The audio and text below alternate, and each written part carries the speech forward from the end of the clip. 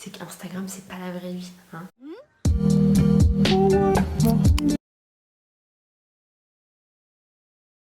Salut à tous, c'est Aude et j'espère que vous allez bien. On se retrouve aujourd'hui pour une nouvelle vidéo.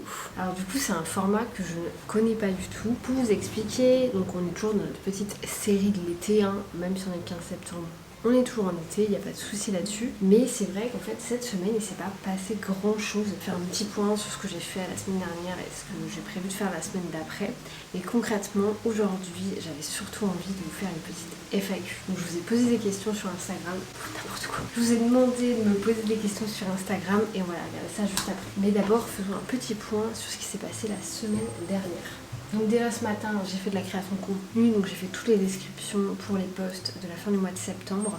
Et du coup, c'est Maxime qui va s'occuper de faire tout ce qui est hashtag, les visuels, etc. Je vais prendre notre ami et puis ce sera plus facile comme ça. Lundi, j'ai fait beaucoup de mails, donc c'est tout ce que j'ai fait. Ensuite, j'ai beaucoup travaillé sur mes process lundi. J'ai également travaillé sur mon permis pas mal cette semaine et j'ai eu pas mal de coaching aussi. En gros, j'ai pas trop avancé par rapport à mon lancement. J'ai vraiment avancé sur des choses qui étaient un petit peu plus importantes, c'est-à-dire mes clients et puis du coup mon permis bateau. Hier matin, j'ai tourné 3 vidéos, donc trop contente. Donc là en fait j'ai toutes les vidéos du vendredi pour le mois d'août, pour le mois d'octobre. Donc c'est très cool et j'ai envie de prendre de l'avance parce qu'en fait on part en Italie début octobre. J'ai envie d'être tranquille et en fait il faut quand même qu'il y ait 2 vidéos qui sortent. Donc il faut absolument que je les tourne, je les monte là dans les 2 semaines qui arrivent. Ensuite j'ai eu mon premier appel du coup avec Céline. Céline c'est la cliente qui vient de YouTube qui m'a du coup validé la semaine dernière qu'elle voulait qu'on travaille ensemble et c'est bon, on a déjà commencé à travailler ensemble, donc on a eu son premier appel hier. Et du coup, comme je vous disais, ce matin, j'ai fait pas mal de création de contenu. Et oui, alors hier, mais complètement hors contexte, hein, j'ai découvert Picard. mais c'est fantastique Picard. Parce que moi, la dernière fois que je suis allée à Picard, c'était il y a un peu moins de 10 ans. J'avais pas une thune, je savais pas faire à manger. Dit-elle en parlant de Picard. Mais c'est fantastique. Donc voilà, j'ai dévalisé Picard, mon congélateur qui est pas très grand et blindé. Cet après-midi du coup je tourne cette vidéo, j'aimerais bien tourner les 2 reels également. Il faut que je monte cette vidéo tout de suite après, comme ça c'est terminé. Et à 18h j'ai un appel du coup avec Maxime pour qu'on fasse le point sur ce qu'il y a à faire la semaine prochaine. Et du coup demain est samedi, je vais au salon du tatouage, donc ça c'est très cool. On y va juste un peu pour... on n'est jamais allé à ce genre d'événement, donc on a envie de voir ce que ça donne. Donc voilà, stay tuned, peut-être qu'à la fin de cette vidéo il y aura les petits plans de moi en train de me faire tatouer. Honnêtement je sais pas, on verra bien les conditions, etc.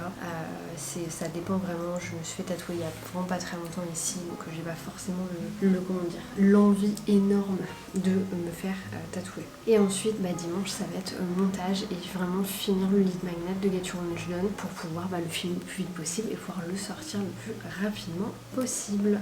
Et la semaine prochaine, écoutez, j'ai beaucoup de coaching, je vois des gens tous les jours. Donc il faut que je vois des gens, que je finisse les montages que j'ai à faire, que je tourne les vidéos qui me restent à faire. Et ça va être essentiellement ça la semaine prochaine. Et jeudi matin, alors là, je suis trop contente, on enregistre un épisode de podcast avec Sarah. Donc Sarah Saidi qui est une de mes clientes qui a un podcast Rythme ton flow. Et j'enregistre avec elle du coup jeudi matin pour son podcast, pour sa chaîne YouTube. Donc j'ai très hâte, ce sera le premier podcast que je vais faire. Je n'ai jamais fait ça de ma vie, donc je pense que ça va être très cool. Et la semaine encore d'après, du coup, nous allons en Italie. Je dis ça, on n'a rien booké, mais c'est un peu la cam par chez nous en fait. Voilà un petit peu pour ce qui s'est passé la semaine dernière et ce qui va du coup se passer la semaine prochaine. Donc vous voyez que c'est pas de la folie non plus, mais c'est cool. Au-delà de ça, je vous ai pas mentionné, mais il faut bien entendu que je travaille sur mon permis bateau, donc mon permis de voiture que j'ai depuis longtemps. Pour ça, je vous propose qu'on passe à la FAQ. J'ai demandé du coup à plusieurs personnes de me poser des questions pour que ce soit plus facile pour moi de monter après et parce que clairement je vais pas me taper tout le chapitrage. J'ai décidé de diviser ça en 3, donc on aura une partie business organisation, une partie voyage, expatriation et une partie YouTube, Instagram, plus ou moins création de contenu.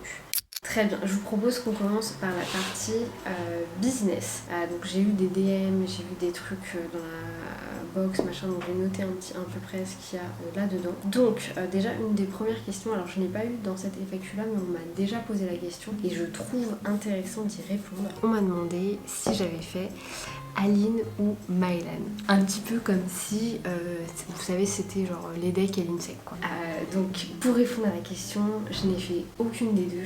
Moi j'ai fait la Léo Castel Academy, qui est l'académie de mon conjoint. J'ai fait la ClickFunnels Academy, qui est en gros Russell Brunson et tout ce qui est autour de ClickFunnels. Je pense que vous connaissez ClickFunnels, qui est la vraie version entre guillemets de System.io. Je vais me faire taper sur les doigts si je dis ça trop fort. Mais voilà, je me suis beaucoup formée dans les livres, en autodidacte.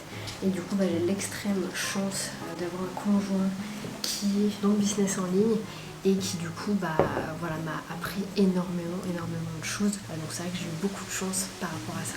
Ensuite, deuxième question que j'ai eue dans la même... c'est pour ça que ça m'a fait penser à ça. Est-ce que j'ai un coach et si oui ou non, qui m'a déjà coaché? Alors, comme je vous l'ai dit, moi j'ai appris beaucoup de choses dans les livres, énormément. J'ai toujours eu un coach quand je travaillais du coup chez Decathlon. C'était quand je suis arrivée, c'est vrai, sur Instagram. J'ai décidé aussi de prendre quelqu'un, donc comme vous le savez sans doute, je me suis fait former par Fiona Piccoli, qui pour moi est la queen du Instagame. Et ensuite j'ai aussi eu quelqu'un qui m'a accompagnée plus sur la partie communication, qui a été du coup Éléonore, je vous mettrai son Instagram juste ici, qui m'a beaucoup aidée. On a travaillé ensemble pendant 3-4 mois sur toute la période de mon lancement en fait, donc ça a été très chouette d'être suivie par quelqu'un à ce moment-là. Si vous posez la question de est-ce qu'elle a vraiment une veste Roxy, la réponse est oui. Je suis née au début des années 90, j'ai tous les droits d'avoir une veste Roxy. Alors ensuite je vais aller voir la boîte à questions parce que du coup j'ai eu pas mal de questions sur ça. Alors j'ai eu la question comment est-ce que j'organise mes semaines, comment s'organisent mes semaines globalement. Alors globalement donc j'ai sorti une vidéo, pas encore, non quand cette vidéo va sortir, la vidéo ne sera pas sortie, mais il y a une vidéo qui arrive où je vous explique exactement ça, mais vous pouvez également aller voir cette vidéo qui est du coup sur Google Agenda où je vous ai présenté mon organisation. Donc concrètement, moi la manière dont ça se passe, en fait j'ai deux gros objectifs, tant que j'ai pas fait ça, j'ai pas le droit de faire autre chose. Ou du moins, je ne peux faire que du coup que des choses qui vont être opérationnelles. Par exemple, par rapport à la création de contenu, par rapport à YouTube, par rapport à mes clients, ça je vais le faire parce que ce sont des tâches qui vont être soit récurrentes, soit des tâches avec des tiers. Par contre, je vais pas recommencer un autre projet tant que ces tâches-là ne sont pas faites. Donc dans mon orga, je vais avoir tout ce qui est mes routines, tout ce qui est mes tâches récurrentes, type mes coachings, etc. Tout ce qui sont les tâches avec des tiers, comme par exemple les appels que je peux avoir avec mon équipe, les appels que je peux avoir avec des clients pour des suivis particuliers, les appels que je peux avoir pour faire un podcast par exemple avec Sarah, je vais faire en fonction de ça. Et après le reste, en fait les moments de vide vont être pour mes projets. Bien entendu, j'ai des semaines où je mets beaucoup plus de temps dans mes projets, mais ça va vraiment dépendre d'une semaine à une autre. Si tu avais un seul conseil à donner à un entrepreneur qui se lance, tu leur dirais quoi? De choisir une personne à écouter et d'écouter cette personne-là tout du long. Donc vraiment de choisir un mentor, de choisir un business friend, de se faire des business friends assez rapidement et vraiment si vous voulez écouter quelqu'un, si vous avez plein de questionnements, suivez une personne qui a déjà réussi et n'écoutez qu'une seule personne parce que les avis en fait vont beaucoup se contredire entre les personnes. Ça veut pas dire qu'il y a une seule personne qui a raison, ça peut vouloir dire que tout le monde a raison, mais en fait vous allez mélanger des stratégies qui du coup vont faire que sur la finalité ça va pas marcher. Donc ne suivez qu'une seule personne. Quel est ton plus gros échec, mais qui t'a amené le plus de valeur? Honnêtement, j'ai la chance de pouvoir dire que j'ai pas eu de gros échecs. Je pourrais rien nommer comme un vrai échec dans ma carrière entrepreneuriale. Au niveau de Decathlon avant, c'est encore différent, mais vraiment par rapport à l'entrepreneuriat, je n'ai pas vécu d'échec. J'ai cette grande chance d'avoir quand même réussi assez rapidement. Si tu le pouvais, quel message voudrais-tu crier au monde entier? Alors ça, je sais pas si ça irait trop en business organisation, mais pas complètement, que tout va finir par s'arranger quoi. Je pense que c'est important de le dire dans le monde infopreneur dans lequel on vit maintenant, avec tout ce qui va être le self-care, la santé mentale, ce genre de choses.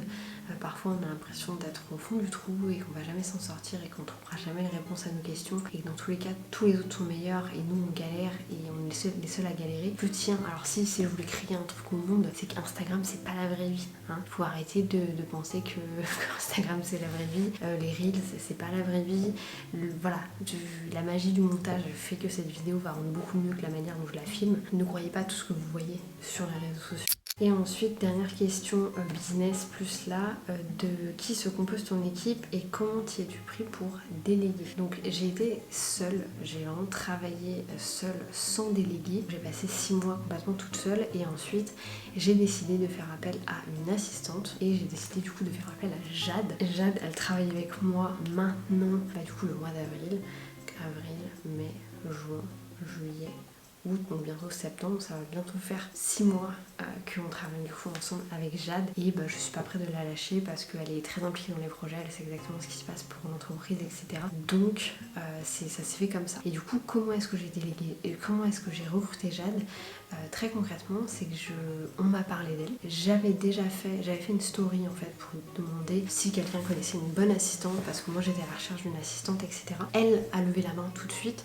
Elle m'a fait des vocaux, enfin elle m'avait envoyé quand même pas mal de communication, donc j'avais bien aimé. Et en fait, je suis allée voir ses anciennes clientes et je suis tout simplement allée faire ma fouine et demander à ses anciennes clientes, donc en particulier à Alison, qui est du coup une des clientes de Jade, qui est toujours une des clientes de Jade, et du coup je lui ai demandé son avis et clairement sa première phrase a été c'est une perle rare, n'hésite même pas. Donc j'ai décidé de faire appel à elle et concrètement ça a été une très bonne décision. Une autre personne qui compose mon équipe, c'est Maxime. Maxime en fait c'est quelqu'un que je connais depuis très longtemps parce que c'est le petit frère de ma meilleure amie qui a déjà travaillé avec moi pour Decathlon, et en fait cet été tout simplement avec mon conjoint on lui a proposé de travailler avec nous, de découvrir un petit peu le monde infopreneur. Ça s'est extrêmement bien passé, donc on a décidé de le garder. Donc aujourd'hui Max travaille toujours avec nous, il travaille de Paris, donc on travaille en visio, c'est pour ça que j'ai une visio avec lui ce soir, et du coup il s'occupe de pas mal de choses autour de YouTube, d'Instagram, de la création de contenu. Oui, alors déjà j'avais une question de quelqu'un qui m'a dit j'ai pas compris, ça fait quoi dans la vie, c'est un peu confus, etc. Posons-nous une bonne fois pour toutes. Moi je suis née à Carré, c'est la ville où il y a les Vieilles Charrues, peut-être que vous connaissez, c'est un des plus gros festivals d'Europe. J'ai fait les Vieilles Charrues 11 fois dans ma vie, ça fait partie de mon sang. Je l'étais tellement fait que j'avais genre de la poussière coincée dans le nez encore. Donc j'ai fait 4 ans de lycée, voilà, j'ai redoublé une classe. J'ai fait ça, ensuite je suis partie en BTS pendant 6 mois, ça m'a pas plu. Bref, je suis allée travailler chez Ikea pendant 1 an. Ensuite j'ai fait une école de commerce pendant 3 ans et c'est là que j'ai été recrutée par Decathlon. J'ai fait du coup mes 2 dernières années avec Decat et ensuite donc fin 2015, donc à l'époque j'avais 23 ans ou 22 ans, 22 ou 23 ans, je suis partie au UK.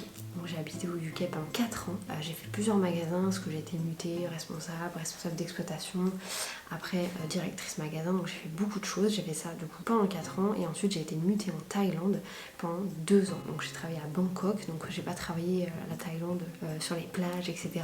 Pas du tout, moi je travaille en centre-ville, à Bangkok même, dans la poussière, dans la pollution, dans tout ce que vous voulez. C'est pas du tout la vie de rêve, enfin c'était la vie de rêve mais c'est pas la vie qu'on peut voir sur les digital nomades par exemple. Donc j'ai habité pendant 2 ans à Bangkok, ensuite je suis allée vivre pendant 1 an à peu près à Barcelone et maintenant je suis de retour à Brest. Donc voilà, 7 ans d'expatriation, 4 ans au UK, 2 ans en Thaïlande, 1 an en Espagne.